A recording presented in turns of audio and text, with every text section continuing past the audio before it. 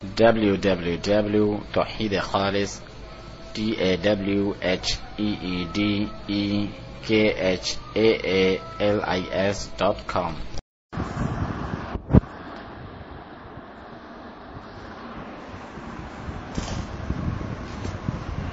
بسم الله الرحمن الرحيم.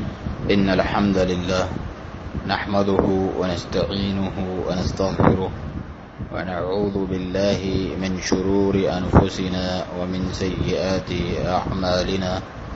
من يهده الله فلا مضل له ومن يضلل فلا هادي له، وأشهد أن لا إله إلا الله وحده لا شريك له، وأشهد أن محمدا عبده ورسوله صلى الله عليه وعلى آله وصحبه وسلم تسليما كثيرا.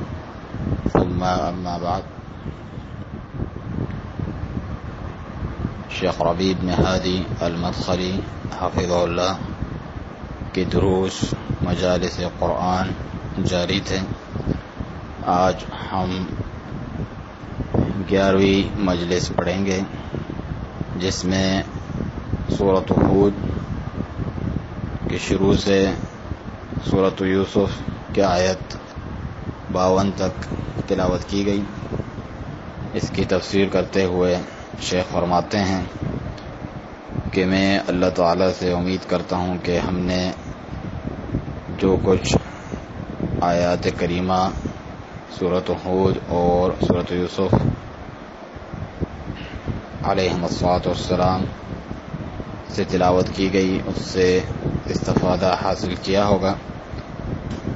اللہ تعالیٰ نے سورۃ ہود میں ہمارے سامنے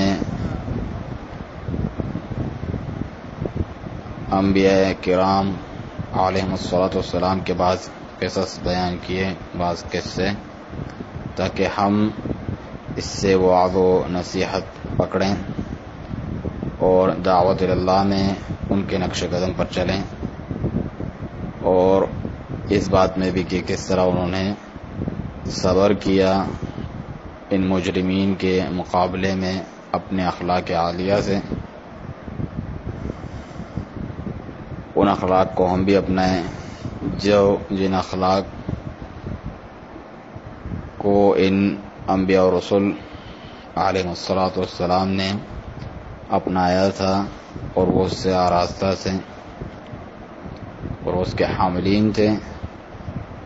یہ جو قصے ہیں اللہ تعالیٰ نے ہمارے سامنے اس لیے ذکر کیے تاکہ ہم مسلمان اپنی زندگی میں، اپنے علم اور عمل میں، اپنے جہاد اور صبر و دعوت میں اس سے فائدہ اٹھائیں.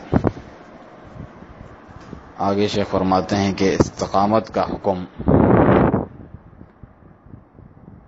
میں آپ کے ساتھ 2 عظیم آیات سورۃ ہود کی ان پر ٹھہر کر کچھ اس کی تفسیر ذکر کروں گا، اور اس پہ غور و تدبر ہمیں کرنا چاہیے. اللہ تعالی نے فرمایا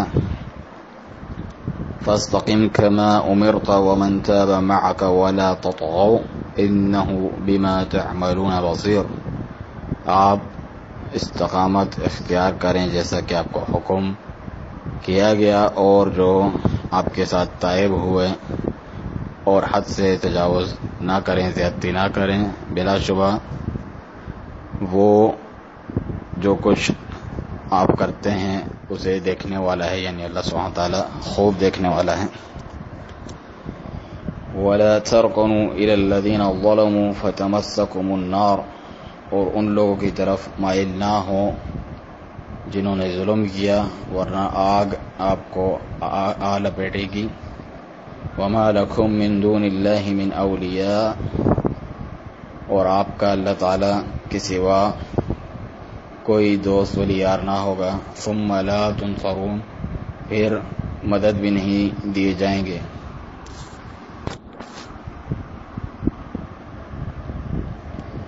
اللہ تعالیٰ نے اپنے رسول کو استقامت کا حکم دیا، ساتھ ہی جو ان کے ساتھ طائب ہوئے ان کو بھی اس طور پہ طائب ہوئے کہ وہ پہلے جہالت، ضلالت، گمراہی، شرک اور جاہلیت میں تھے. تو اللہ تعالیٰ نے ان پر احسان فرمایا تو وہ اللہ تعالیٰ کی جناب میں تائب ہوئے اور بہترین امت بن گئے جو لوگوں کے لیے نکالی گئی کہ ان سے پہلے نہ ان کے بعد ان کی جیسی امت آئی. اپنے صبر میں، ثابت قدمی اور استقامت اور جہاد میں اور امر بالمعروف اور نہی عن المنکر میں. باقی ساری کی ساری امت محمدیہ جو ان کے بعد آئی انہی کے تابع ہیں. یہ جو استقامت کا حکم ہے یہ رسول اللہ صلی اللہ علیہ وسلم اور آپ کے صحابہ کرام رضی اللہ عنہم کے ساتھ خاص نہیں بلکہ یہ عام ہے پوری امت کے لیے. اللہ تعالیٰ نے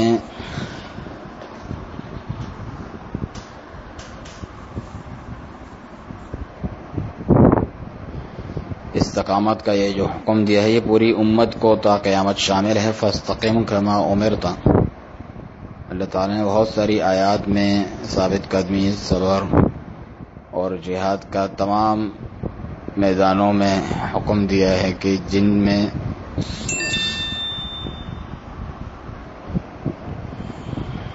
ان تمام میدانوں میں ان چیزوں کا حکم دیا ہے کہ جن میں رسول اللہ صلی اللہ علیہ وسلم نے دعوت دی کہ انسان اس میں مستقیم ہو، کہ آپ صلی اللہ علیہ وسلم جس طرح اس میں مستقیم تھے اسی طرح امت بھی اس میں مستقیم ہو. اور استقامت کی ایک تفسیر توحید سے بھی کی گئی ہے اور ایک تفسیر تمام اعمال صالحہ سے بھی کی گئی ہے، اور یہ حقیقت میں اسی طرح ہے. مومنین سے مطلوب ہے کہ وہ ہر اس چیز میں استقامت اختیار کریں جو اللہ تعالیٰ نے اپنی کتاب میں یا اپنے نبی صلی اللہ علیہ وسلم کی زبانی مشروع قرار دی ہے کہ انسان اس پہ ثابت قدمی اختیار کرے اور استقامت اختیار کرے.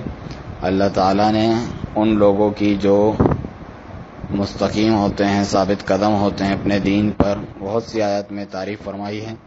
مثال کے طور پہ سورۃ فصلت میں فرمایا ان الذين قالوا ربنا الله ثم استقاموا تتنزل عليهم الملائكة الا تخافوا ولا تحزنوا وابشروا بالجنة التي كنتم توعدون. بلا شبہ جنہوں نے کہا کہ ہمارا رب اللہ تعالیٰ ہے، پھر اس پہ استقامت اختیار کی، اس پر ڈٹ گئے، تو ان پر فرشتے نازل ہوتے ہیں، کہتے ہیں کہ نہ کچھ خوف کرو اور نہ غم کرو، اور اس جنت کی بشارت لو جس کا تم وعدہ دیے جاتے تھے. نحن اولیاؤکم فی الحیات الدنیا وفی الآخرہ. ہم تمہارے دوست سے دنیاوی زندگی میں بھی اور آخرت میں بھی. یہ انہیں کہا جاتا ہے جو دین پر استقامت اختیار کریں، ثابت قدمی اختیار کریں، اللہ کے دین حق پر اپنی پوری حیات. تو ان پر اللہ تعالیٰ اپنے فرشتے نازل کرتا ہے جو انہیں بشارت دیتے ہیں ایک خوبصورت مستقبل کی، اور وہ ہے جنت جس کا عرض آسمانوں اور زمین کے مساوی، اور اللہ تعالیٰ ان کا ولی ہے. سورۃ البقرہ میں فرمایا اللہ ولی الذین آمنوا یخرجهم من الظلمات الى النور والذین کفروا اولیاؤهم الطاغوت. اللہ تعالیٰ ولی ہے مومنوں کا کہ انہیں اندھیروں سے نکال کے نور کی طرف، روشنی کی طرف لے جاتا ہے، اور جو کفار ہیں ان کے اولیاء طاغوت ہیں. چنانچہ جو مومنین ہیں ان کے اولیاء فرشتے ہیں.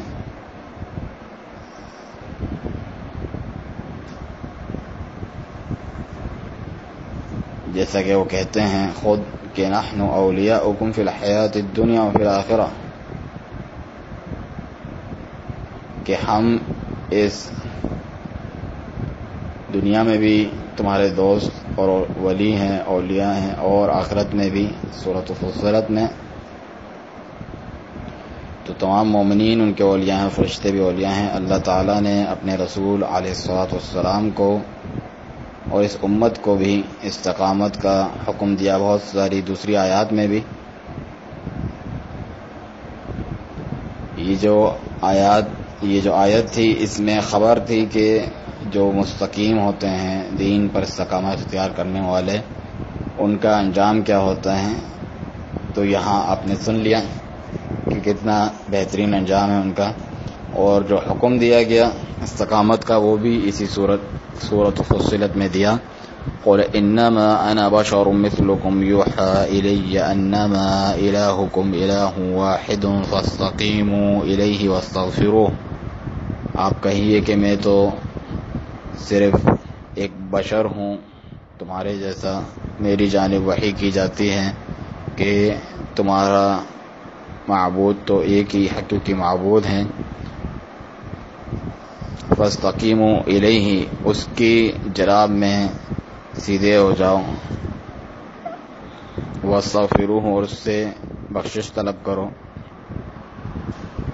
اس کی طرف استقامت اختیار کرو. تو یہاں پر استقامت کا حکم دیا گیا اور دعوت دی گئی کہ حق پر ثابت قدم رہو اور شرک سے اجتناب کرو، دور رہو، اور ہر قسم کی گمراہی سے. اسی طرح دیگر آیات میں بھی ہیں اور حدیث میں بھی نبی کریم صلی اللہ علیہ وسلم سے بات ثابت ہے جو سیدنا سفیان بن عبداللہ الثقفی رضی اللہ عنہ سے روایت ہے. آپ فرماتے ہیں قلت یا رسول اللہ قل لی فی الاسلام قولا لا اسأل عنہ احدا بعدک، کہ اے اللہ کے رسول مجھے اسلام میں ایسی چیز بتلا دیں کہ میں آپ کے بعد کسی سے پوچھنے کی مجھے ضرورت نہ پڑے. وفی حدیث ابو اسامہ رضی اللہ عنہ کی جو حدیث ہے اس میں ہیں غیرک کے لفظ ہیں کہ آپ کے علاوہ کسی سے پوچھنے کی ضرورت نہ پڑے. قال قل آمنت باللہ فاستقم، صحیح مسلم کی روایت ہے کہ تم یہ کہو کہ میں اللہ تعالیٰ پر ایمان لایا، پھر اس پر ڈٹ جاؤ، اس پر استقامت اختیار کرو. تو یہ انتہائی جامع کلام ہے. اس جلیل القدر صحابی نے یہ بات طلب کی رسول اکرم صلی اللہ علیہ وسلم سے کہ اسے ایک ایسی بات بتا دیں جو اسے کافی ہو جائے اور اسے بے نیاز کر دے نبی کریم صلی اللہ علیہ وسلم کے علاوہ کسی سے سوال کرنے سے.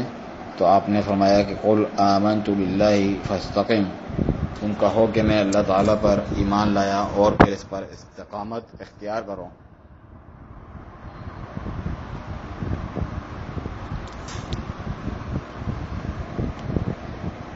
تو یہ جوامع الکلم میں سے ہیں نبی کریم صلی اللہ علیہ وسلم کے کہ اپنے اختصار کے باوجود یہ پورے کے پورے اسلام کو شامل ہیں، اس کے عقائد اور عبادات اور جتنی بھی شریعت الہی ہے اور اوامر ہیں جو کتاب و سنت میں آئے ہیں ان پر استقامت اختیار کرو.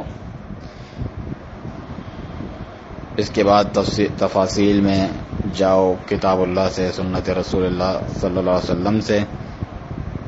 اسی میں سے یہ ہے کہ ہمیں حکم دیا گیا ہے استقامت کا، مظاہرہ کریں، ہم اللہ تعالیٰ پر ایمان لائیں اور اس ایمان پر، اس توحید پر اور جتنے بھی امور اسلام ہیں ان پر استقامت اختیار کریں. نماز ہو، روزہ ہو، صدقہ خیرات ہو، امر بالمعروف اور نہی عن المنکر ہو، جتنے بھی اسلامی امور اور تشریعات ربانیہ ہیں ان کی ہم پابندی کریں، ان کا التزام کریں، انہیں ادا کریں اکمل طریقے سے. تو یہ جو استقامت اختیار کرنا ہے تمام رسالتوں میں اسے مشروع قرار دیا گیا. اللہ سبحانہ وتعالیٰ کا فرمان ہے شرع لکم من الدین ما وصى به نوحا، ہم نے آپ کے لیے بھی دین کا وہی رستہ مقرر کیا جس کی وصیت تاکیدی حکم ہم نے نوح علیہ السلام کو دیا تھا. والذی اوحینا الیک، اور جو آپ کی طرف وحی کی ہم نے، وما وصینا به ابراہیم وموسیٰ وعیسیٰ، اور جس کی وصیت کی ہم نے ابراہیم، موسیٰ اور عیسیٰ کو، ان اقیموا الدین ولا تتفرقوا فیہ، کہ دین کو قائم رکھنا اور اس میں جدا جدا نہ ہونا، اس میں تفرقہ نہ کرنا. کبر علی المشرکین ما تدعوہم الیہ، مشرکین پر یہ بات بڑی بھاری گزر رہی ہے، بڑی گرا جس کی جانب آپ انہیں دعوت دیتے ہیں. یہ سورۃ الشورى کی آیات ہیں. تو اللہ تعالیٰ نے حکم دیا کہ دین کو قائم رکھو جو کہ دین حق ہے، اور اس کی اقامت میں سے، اس کو قائم رکھنے میں سے یہ ہے کہ اس پہ استقامت اختیار کی جائے. اور یہ معاملہ بہت مشکل ہے مشرکین، گمراہ مشرکینوں کے نزدیک، اور بہت بڑا امر ہے ان پر، بڑا شاق، اور یہ آسان ہے اس پر جس کے لیے اللہ تعالیٰ آسانی فرما دے. تو ہمیں چاہیے کہ ہم دین پر استقامت اختیار کریں اور جو پوری شریعت ہے اس کو قائم رکھیں، اسے ادا کریں، اور کسی چیز میں بھی اس کی مخالفت نہ کریں، بلکہ اسے مضبوطی سے تھامے رکھیں جس طرح اللہ تعالیٰ نے حکم دیا ہے. چنانچہ اے نوجوانوں، استقامت اختیار کرو اللہ تعالیٰ کے اس دین حق پر.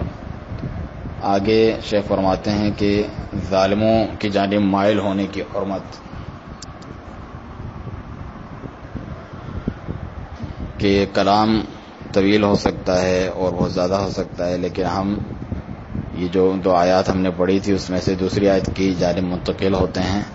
اس میں فرمایا سورۃ ہود میں وَلَا تَرْكَنُوا إِلَى الَّذِينَ ظَلَمُوا فَتَمَسَّكُمُ النَّارُ وَمَا لَكُم مِّن دُونِ اللَّهِ مِنْ أَوْلِيَاءَ ثُمَّ لَا تُنصَرُونَ، کہ ظالموں کی طرف مائل نہ ہونا کہ تمہیں آگ آ لپیٹے گی اور تمہارا اللہ تعالیٰ کے سوا کوئی دوست نہ ہوگا، پھر تم مدد بھی نہیں کیے جاؤ گے. تو ظالموں کی وَلَا تَرْكَنُوا إِلَى الَّذِينَ ظَلَمُوا، یعنی جو اللہ تعالیٰ کے حکم کی مخالفت کرتا ہے وہ ظالم ہے، جو عقائد اسلامیہ کی مخالفت کرتا ہے وہ ظالم ہے، جو اللہ تعالیٰ کی شریعت کے مطابق حکم نہیں کرتا وہ ظالم ہے. چنانچہ اہل ضلالت اور اہل بدعت تمام لوگوں سے بڑھ کر ظالم ہیں. جو ان کی طرف مائل ہوتا ہے، جو ظالموں کی اصناف میں سے ایک صنف ہے، تو عنقریب اسے یہ وعید آ پہنچے گی فتمسکم النار، کہ تمہیں آگ لپیٹ لے گی. ان کی جانب انتصاب نہ کرو، ان کے ساتھ گناہ اور زیادتی میں تعاون نہ کرو. جو کوئی بھی ان کی طرف مائل ہوتا ہے تو ضرور بالضرور وہ گناہ اور زیادتی میں ہی ان کے ساتھ تعاون کر بیٹھتا ہے، ان کی طرف مائل ہوتا ہے. یہ چیز بالکل معروف اور جانی پہچانی ہے، اور اللہ تعالیٰ نے ظالموں کو آگ کی وعید سنائی ہے، اور جو ان کی طرف مائل ہو انہیں بھی آگ کی وعید سنائی ہے. بہت سی آیات ہیں اور بہت سی احادیث ہیں جن میں ظالموں کو آگ کی وعید سنائی گئی ہے. تو یہ آیت نص ہے اس بارے میں کہ جو ان کی طرف مائل ہوتا ہے تو انہیں بھی عنقریب آگ آ لپیٹتی ہے. نعوذ باللہ من ذالک. اللہ تعالی سے دعا ہے کہ وہ ہمیں اور آپ کو حق پر ثابت قدمی عطا فرمائیں، اور ہمیں ان لوگوں میں سے کر دیں جو اس پر ثابت قدم رہتے ہیں اور استقامت اختیار کرتے ہیں، اس کی جانب دعوت دیتے ہیں اور اس راہ میں آنے والی تکالیف پر صبر کرتے ہیں. بلا شبہ میرا رب دعاؤں کا سننے والا ہے. وصلی اللہ وسلم علی نبینا محمد وعلی آلہ وصحبہ وسلم. اس کے ساتھ ہی آج کا درس ختم ہوا. سبحانک اللہم وبحمدک، اشہد ان لا الہ الا انت، استغفرک واتوب الیک.